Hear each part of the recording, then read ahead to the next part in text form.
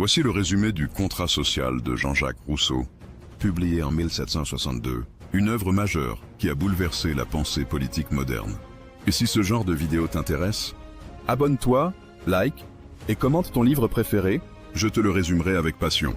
L'homme est né libre, et partout il est dans les fers.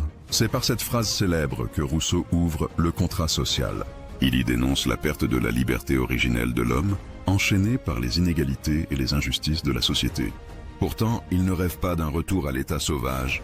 Il cherche à reconstruire une liberté nouvelle, plus juste, plus forte, fondée sur la loi et la raison. Selon Rousseau, tout commence quand l'homme, libre et égal dans la nature, invente la propriété privée.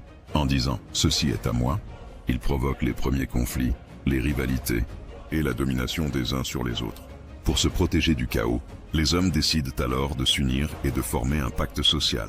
Ce contrat repose sur un principe simple mais révolutionnaire. Chacun renonce à sa liberté naturelle, c'est-à-dire à son droit illimité de tout faire, pour obtenir en échange une liberté civile, protégée par les lois et fondée sur l'égalité. Car, dit Rousseau, l'obéissance à la loi qu'on s'est prescrite est liberté. Ainsi, en s'unissant à tous, l'homme ne perd rien, il gagne la dignité de citoyen. Le peuple devient le souverain, la seule autorité légitime. Les gouvernants ne sont plus des maîtres, mais de simples serviteurs chargés d'exécuter la volonté générale. Cette volonté générale, c'est la clé de tout le système de Rousseau. Elle ne représente pas la somme des intérêts personnels, mais ce qui est meilleur pour la communauté entière. Elle demande à chacun de dépasser ses désirs particuliers pour viser le bien commun. Les lois doivent donc être l'expression directe de cette volonté générale. Elles s'appliquent à tous, sans exception, sans privilège, car nul n'est au-dessus d'elles.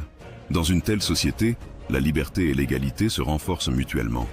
Chacun est à la fois auteur et obéissant des lois qu'il a contribué à créer.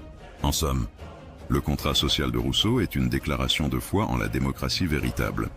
Celle où le pouvoir appartient au peuple, où la loi protège la justice et où la liberté consiste à participer à la création de ceux qui nous gouvernent. Une œuvre visionnaire qui rappelle que la liberté n'est pas un cadeau, mais une construction collective.